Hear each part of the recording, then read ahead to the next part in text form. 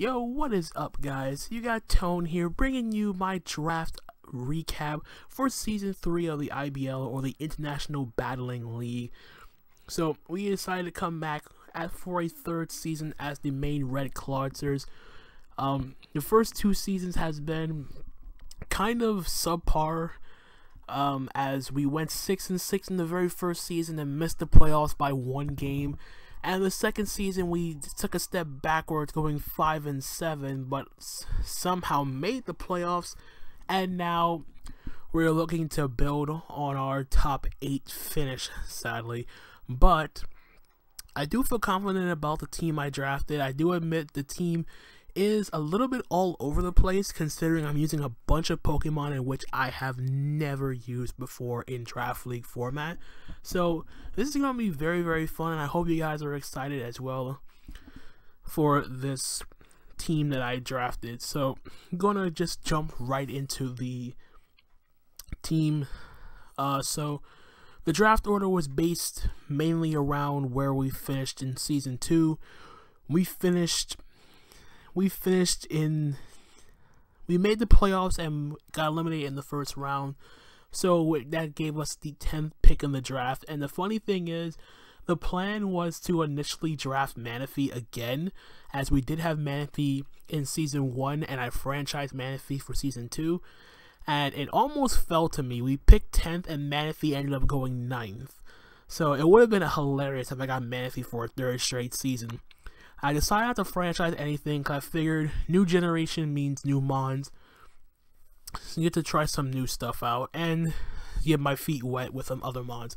So with the 10th pick in the draft for round number 1, I decided to go with Clefable. The reason why I went for Clefable is all of the fairy types were being taken very, very early. Tapu Fini was gone.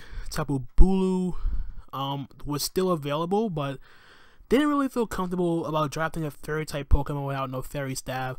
Nothing against Tapu Bulu, it's just something that I haven't really tried in my estimation. I faced it, but I don't really feel comfortable using it. So I found something a lot more comfortable, something a lot more versatile. Clefable fit that bill, as it's a Calm Mind sweeper, it can be a stealth rocker, its move pool is huge, and it's still one of the best fairy type Pokemon in Draft League format. So I couldn't pass up Clefable at this point in time. So I have Clefable, and then I had a bunch of options. I had a bunch of things going on in my head for round number 2. I wanted to get a strong dragon type right away, and the initial plan was to go with Hydreigon. But sadly, Hydreigon went right after I picked Clefable round 1. I'm like, okay, I lost Hydreigon. That's fine. So figure the next thing I do is go after a fire type, and I'm like, okay, I can go after Infernape. Infernape would pair up nicely with Clefable, gave me some offense. And sadly, Infernape was taken right before my round 2 pick. So there goes that plan. And unfortunately, by the same person, no less. No offense to Rogue, but I'm gonna get you for that. Anyway, so I decided to change my strategy and go from getting my offense right away to forming a little bit of a defensive core, so to speak. So I decided to pair up my Clefable Navi here with my round 2 pick in Caltrops, the Ferrothorn. Now, the reason I picked up Ferrothorn round 2, I didn't want to lose my Steel type. I didn't want Clefable to be my only stealth rocker at this point, and Ferrothorn gives me that option of being both my stealth rocker and my spiker if I need to be. It also pairs up with Clefable very, very well, considering that Ferrothorn is immune to Clefable's poison weakness and it resists steel, and Clefable can take on the fighting type Pokemon that hinders Ferrothorn. But as for they both struggle with fire types a bit, but I can mitigate that with my round 3 pick. So I figured with my round 3 pick, I needed something. I needed to complete my little core here. I didn't want there was no dragon types in round 3 that appealed to me at that point, because I really wanted Hydreigon. I could have went with something like Dragonite, but it didn't really fit this team. So I figured I'd get a ground type here. And the only ground type that really appealed to me, there was 2 of them. I settled on Hippowdon here for round 3. Although I could have went, another option I was considering a lot was Gliscor. Just because I needed a fire check. I know both Gliscor and Hippowdon doesn't like to be burned, but something that can at least take a fire attack and then retaliate with an earthquake is very, very solid. And since Hippowdon is also another Stealth Rocker, I can free up. I don't have to run Stealth Rock on Clefable. I can run Spikes on Ferrothorn. So I have a nice little Hazard Stack core going on here, and I have some very, very bulky Pokemon with my first 3 picks with some good recovery. Hippowdon would slack off. Ferrothorn gets Leech Seed, and of course Softboiled Clefable. So now I figured, since I have my little core going, I go after some offense. Since my offense was sniped, I figured I'd try to get something that can benefit from the hazard setting that this team already has. So I figured I'd go with something a little strong wall breaker by the name of Thundurus Therian. I have never used Thundurus Therian in Draft League format before. I've seen other people use it. I've played against it. It was very difficult, very hard hitting with base 145 special attack, access to both Nasty Plot and agility like it needs. Like its special attack needs a boost. Agility with a Life Orb just turns this thing into a monster. And Volt Absorb is nice, giving me that extra electric immunity so I can prevent like Volt switches, so I don't have to directly go into a Hippowdon. Takes advantage of the Stealth Rocks and Spike set by my Hippo plus Ferrothorn combo. So the base 101 speed tier is nice, so I can just barely outspeed those base 100 Pokemon. So that is my Thundurus. Just needed something heavy hitting on offense, and I figured I'd pair up Thundurus with something that is also very offensive oriented and take advantage of the hazard stack core I have. And who better to do that than Centikill, the Scolipede back from the NES, the first league I ever recorded for, that I got all the way to finals with Scolipede on my team. Speed Boost Baton Pass into something as threatening as Thundurus Therian is just a nightmare to think about. Of course, the main issue is they both have a Stealth Rock weakness. And of course, I didn't draft any hazard support, any hazard removal at this point, so I had to make that my priority. But Scolipede, solid ability with Speed Boost, can be a menace with Swords Dance. Wider range of coverage options, Earthquake, Aqua Tail, Superpower, the list goes on and on. Just slap on the coverage with the feature options, and Mega Horn and Poison Jab are no slouch either. So I have my offense, I have my stacking core, now I need some hazard removal. And waiting till round 6 to get hazard removal isn't the best idea. But I was initially going to try to go for something. I wanted a bulky water type. Since in the past 2 seasons my bulky water type has always been Manaphy. So using a different water type was a little bit strange for me. But I figured I needed some hazard support and I needed a bulky water type. I wanted to initially go Tentacruel, but Tentacruel was taken and I didn't want to double up on typings at the moment. So I figured I settled with the next best thing for my bulky water type, and that is being Leonardo or Blastoise. So Blastoise doesn't need much of an introduction. Bulky Rapid Spinner, Scald, Ice Beam, Dark Pulse, Aura Sphere for coverage options, Toxic for the bulky walls. It gets access to stuff like Refresh, so it can heal itself with any status conditions. Foresight to prevent ghost types from blocking Rapid Spin. just a nice solid utility mon in general. Doesn't have the offense like its Mega Evolution, and since we're not using any Megas for Season 3, it gives me a nice little change of pace for my team, and the hazard removal with Rapid Spin was necessary, especially considering that I have a Pokemon with spikes, and of course Toxic Spikes on my Scolipede.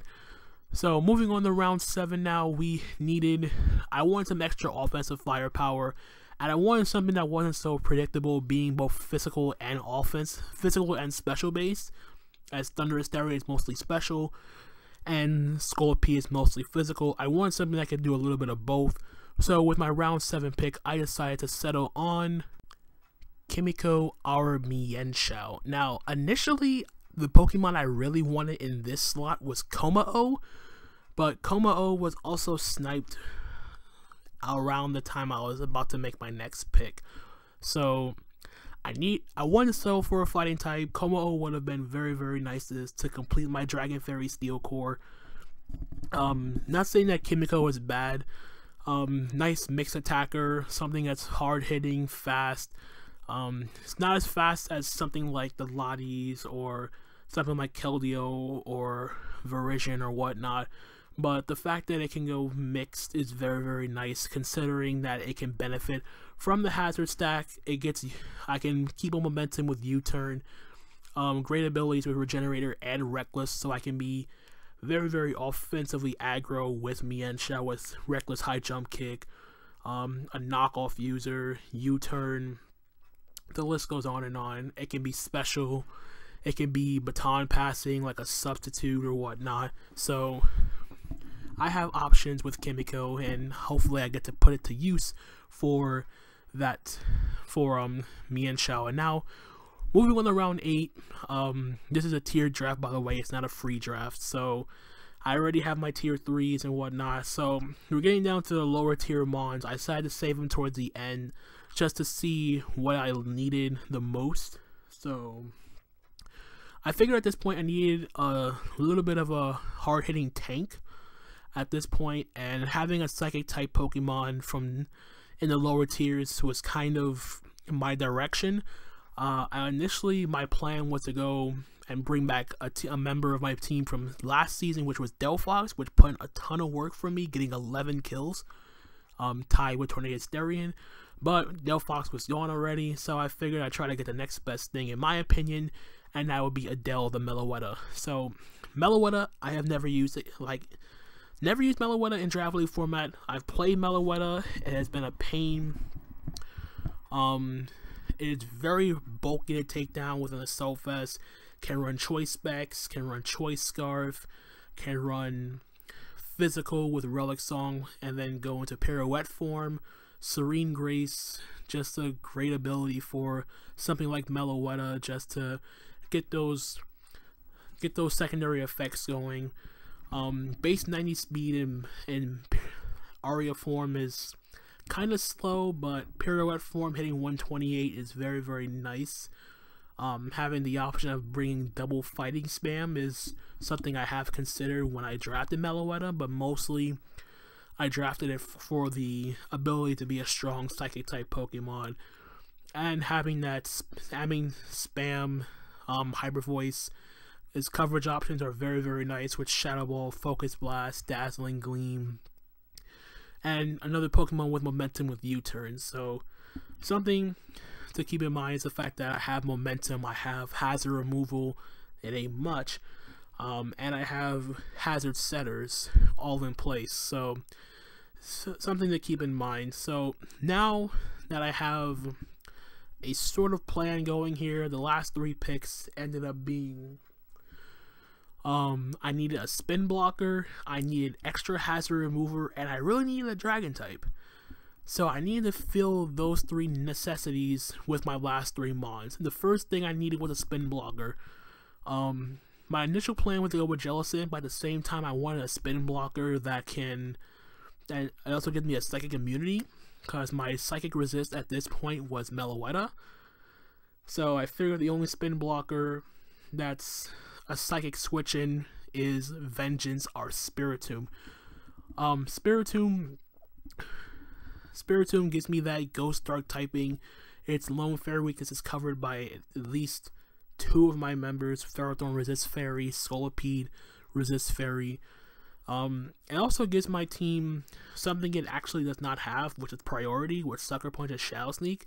And Infiltrator is a great ability to bypass those substitutes and the light screens. Pressure is also good for stalling out some fatter mons that might trouble my team. I could also run Calm Mind, Crow Tomb with Rest Sleep Talk, Calm Mind, and like Dark Pulse or Shadow Ball, whatever the situation calls for. Has a nice bulky. It's nice and bulky with base 108 defenses for each. The low base 50 HP is kind of disappointing, but at the same time it can be worked around. And Spiritomb is still very, very bulky despite the flaws. So I'm looking to hopefully put in some work with Spiritomb. So with that out of the way, I only have 2 picks left, and my 2 picks had to be from tier 5. First thing I needed, figured I'd go with hazard removal. I didn't want a defogger because nothing in tier 5 really appealed to me as a defogger. So I figured I'd go with the next best thing and try to get a magic bouncer. And the only magic bouncer in tier 5, bar its pre-evolution, we have Prophecy the Xoctu. So magic bounce to keep away, to bounce back the hazards, bounce back the status moves. It also gets defog, but a defog is incompatible with its hidden ability. So if I do run, for some reason I do run defog Xoctu, I have to run like Synchronize, which is not bad. I can pass off the status to an opposing Pokemon, badly toxic it or burn it or whatnot. And I think Xoctu gets access to Heal Bell. I could be wrong. I doubt it, but I'm just thinking that if it gets status, then it can heal itself with like Heal Bell or whatnot. But I don't see Heal Bell here, and yeah, they don't get Heal Bell, so that's perfectly fine. So it's gonna be a little bit different. Oh yeah, Psycho Shift. Well, if I want to get cheeky, Psycho Shift could be a thing. But oh wait, it gets refreshed too. Yeah, it gets refreshed. So yeah, so I'm not that worried about status then, if that's the case about me being status with non-magic bounce, or being magic bounce being bypassed by like mold breaker mons. I know someone has like 3 mold breaker Pokemon on their team, which I find hilarious, but nonetheless, that is Xoctu. And the last Pokemon I needed, I never completed my Fire and Water Dragon Core. All the dragons I wanted were gone. Nothing really appealed to me, and this may seem like a meme pick, so to speak, but I needed a dragon type, and it was the only dragon in tier 5 that actually made sense. I did not want Altaria or Fracture or any NFE mon like Swellius, so I settled with the only dragon Pokemon available, and his name is Anu the Turtonator. So Turtonator is here on the team. Shell Armor, can't be crit, bar Mold Breaker, bypassing that. But we have the Turtonator, which can be a very, very solid Shell Smasher. Stealth Rock weak, yes, but I could set up on... It's not really much I can set up on, but it's very, very nice to have this sort of X factor, so to speak, a Pokemon that doesn't really seem like it's going to be a threat, and then it gets a Shell Smash up and then decimates something. It's not the fastest, even after Shell Smash. It's still going to be outsped by like, I think, base 110 Pokemon, if I recall correctly. But Turtonator is a monster, Fire Dragon typing. Only other Pokemon with that typing combination is Mega Charizard X and Reshiram. So I feel like I kind of got a little bit lucky, and hopefully I'm going to put in the work with Arnold the Turtonator, which will drop Dracos the size of babies. But anyway, that is the draft recap for the Maine Red Clawitzers season number 3. I hope you guys enjoyed. If you did, hit the like button down below, subscribe if you are new to the channel, because week 1 is right around the corner. So I hope you guys are excited as well as I am for using this team. And with that being said, I'm going to get the heck out of here. Have yourself a good day or night wherever you are. And until the next time, my name is Anthony, aka Tone. I'm going to catch you guys on the flip side. Hasta la vista, baby.